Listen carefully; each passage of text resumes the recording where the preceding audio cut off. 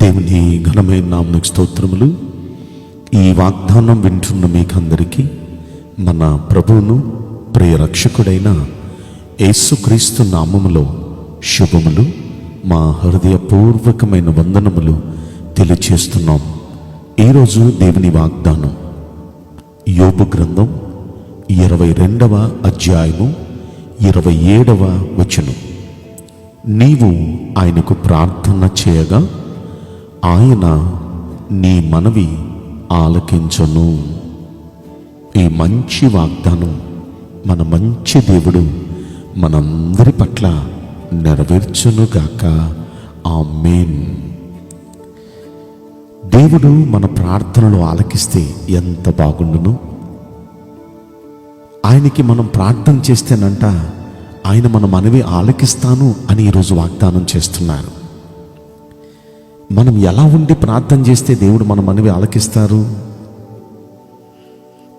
మనం ఒక్కసారి ఇదే అధ్యాయంలో మనం ముందున్న వచనాలు మనం పరిశీలిస్తే 23వ వచనంలో అలాగే 21వ వచనంలో కొన్ని మాటలు అందులో మనం చూస్తాం.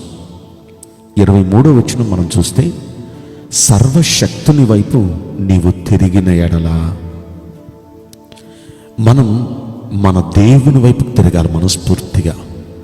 మన దేవుడు సర్వశక్తిమంతుడు, ఏదైనా చేయగల సమర్థుడు. మీ వ్యాధి ఎలాంటిదైనా ఆయన తగ్గించగలడు. మీ ఆర్థిక ఇబ్బందులు, అప్పులు ఎలాంటివైనా ఆయన తీర్చగలడు. మీ కుటుంబంలో ఉన్న సమస్య ఎంత జటిలమైనదైనా ఆ సమస్యకు పరిష్కారం ఇవ్వగలడు.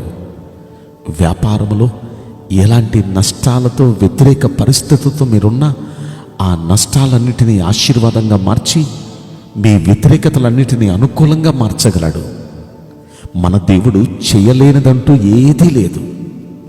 అయితే మనం మనస్ఫూర్తిగా ఆ సర్వశక్తిని వైపు విశ్వాసంతో తిరగాలి. ఆయన వైపుకు మనం తిరగాలి. లోకం, పాపం, ధనాశ, ఈ లోకములో ఉన్న వాటి వైపు మనం చూచిన రోజులు చాలు. ఈ లోక మనుష్యుల వైపు మనం చూచిన రోజులు చాలు.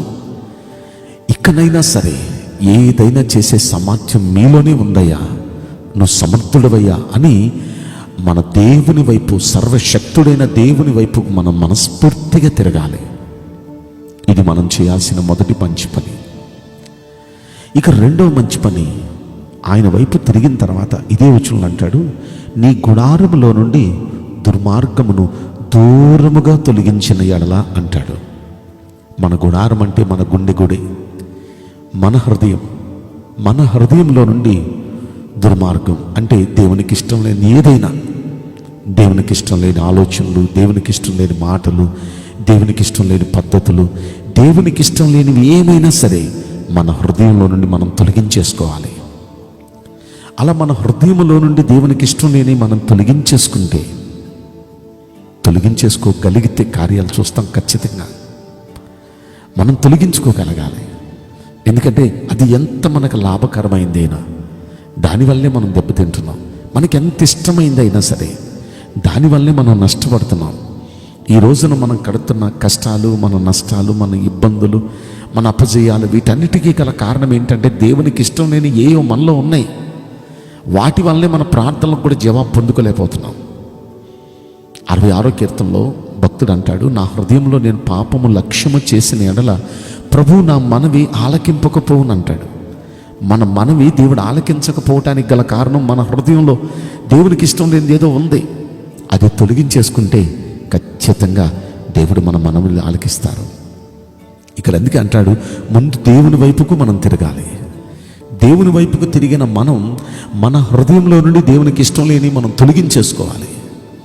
ఇక మూడోది ఏం చేయాలంటే, ఆ 22వ వచనంలో అంటాడు, ఆయన నోటి ఉపదేశమును అవలంబించుము, ఆయన మాటలు నీ హృదయంలో ఉంచుకొనుము అంటాడు. అంటే ఆయన ఉపదేశాలు, ఆయన వాక్యాలు మన హృదయంలో ఉంచుకొని వాటిని అవలంబించాలి. అవలంబించడం అంటే వాటిని పాటించాలి. దేవుని వాక్యాన్ని అనేక సార్లు మనం చదువుతున్నాం, వింటున్నాం, కానీ దాన్ని పాటించట్లే. అందుకే మన ప్రార్థనలకు జవాబు రావట్లా. లూకాసు వార్త 6వ అధ్యాయం 46వ వచనంలో ఏమంటారంటే, నేను చెప్పు మాటల ప్రకారం మీరు చేయక ప్రభువా ప్రభువా అని నన్ను పిలుచుట ఎందుకు అంటున్నారు. అంటే దేవుడు చెప్పిన మాటల ప్రకారం మనం చేసి అప్పుడు ప్రభువా అంటే ఆకాశపు వాక్యములు తెరచి పట్టజాలనంత విస్తారమైన దీవెనలు కుమ్మరిస్తాడు. మలాకీ గ్రంథం 3వ అధ్యాయం 10వ వచనంలో మనం ఆ మాట చూస్తాం. కనుక పట్టజాలనంత విస్తారంగా దీవిస్తాడు. ఎప్పుడంటే ఆయన చెప్పినట్లుగా మనం చేసి అప్పుడు మనం మోకరించి ప్రభువా అంటే మన ప్రార్థన వింటాడు, మన కోసం గొప్ప దీవెనలు కుమ్మరిస్తాడు. కనుక ఆయన మాటలు మనం వినాలి, చదవాలి, వాటిని అవలంబించాలి, పాటించాలి. ఈనాడు క్రైస్తవ లోకం వినక కాదు, చదవక కాదు, పాటించకే దీవెన పొందలేకపోతున్నారు. ప్రార్థనలకు జవాబు రావట్లేదు. కాబట్టి వాగ్దానం వింటున్న మనందరికీ ప్రార్థనలకు జవాబు రావాలి అంటే, దేవుడు ఆలకించి జవాబు ఇవ్వాలంటే మనం ఆయన వాక్యాలు శ్రద్ధగా విని వాక్యాలను అనుసరించి నడిచే మనస్సు మనలో ఉండాలి. 4వది, ఆయనతో మనం సహవాసం చేయాలి. 21వ వచనం అంటారు, ఆయనతో మనం సహవాసం చేసిన ఎడల. సహవాసం చేయటం అంటే ఆయనతో మనం మోకరించి ప్రార్థనలో గడపటం, అదే సహవాసం. దేవునితో మనం ప్రార్థనలో గడుపుతున్నామంటే సహవాసం చేస్తున్నాం. ఒక ఆయన అన్నారు, ఉపవాసం దేవునితో సహవాసం అని. ఉపవాసం అంటే కడుపు మార్చుకుంటే సహవాసం కాదు. ఉపవాసం ఉన్న ప్రతి వ్యక్తి ప్రార్థనలో గడపాలి. ప్రార్థనలో గడిపే ప్రతి వ్యక్తి దేవునితో సహవాసం చేస్తున్నారనమాట. దేవునితో మాట్లాడుకుంటున్నాం, మనం సహవాసం చేస్తున్నాం. అలా దేవునికి మనం ప్రార్థన చేస్తూ దేవునితో సహవాసం చేస్తే ఆయన మన ప్రార్థనలు ఆలకిస్తారు. తప్పక మన ప్రార్థనలు ఆలకిస్తారు, మన ప్రార్థనలకు జవాబిస్తారు. కనుక ఈ 4 పనులు మీరు చేయగలరా? ఈ 4 పనులు చేయగలిగితే మన దేవుడు మన ప్రార్థనలు ఆలకించి తప్పక మన ప్రార్థనలకు జవాబిస్తారు. కనుక ఏంటి 4 పనులు మీరు విన్నారుగా?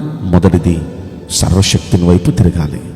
2వది, మన గుడారంలో నుండి దేవునికి ఇష్టం లేనివన్నీ తొలగించేసుకోవాలి.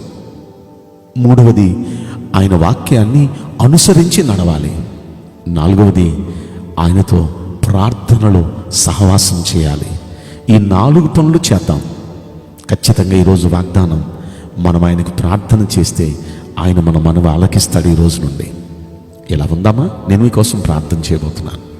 పరిశుద్ధుడా, ప్రేమగల యేసురాజా, మీ పరిశుద్ధ బంగారు పవిత్రమైన నామమునకు నిండు మనసుతో కోట్ల కొలదిగా స్తుతులు, స్తోత్రములు, వందనాలు చెల్లిస్తున్నాం. ఈ వాగ్దానం వింటున్న ప్రియుల జీవితంలో దయచేసి ఈ వాగ్దానం నెరవేర్చి కృప చూపించండి. మీరు ప్రార్థనలు ఆలకించే దేవుడివి. అయితే మేము ఎలా ఉండి ప్రార్థన చేస్తే మీరు ఆలకిస్తారో మేము విన్నాం. అలా ఉండే మనసును మాలో ప్రతి వ్యక్తికి మీరు ప్రసాదించండి. ప్రతి వ్యక్తికి మీరు ప్రసాదించండి. ఈరోజు మొదలుకొని ఇలా జీవిస్తూ నీ బిడ్డలంతా వారి ప్రార్థనలకు జవాబు పొందునట్లుగా మీరే కృప చూపించమని ఈ కొద్ది మనవులు నజరుడని యేసుక్రీస్తు ప్రశస్తమైన నామములో మిక్కిలి వినయముతో ప్రార్థించి బ్రతిమలాడి వేడుకుంటున్నాం ప్రియ పరలోకపు తండ్రి. ఆమేన్. May God bless you all. Thank you.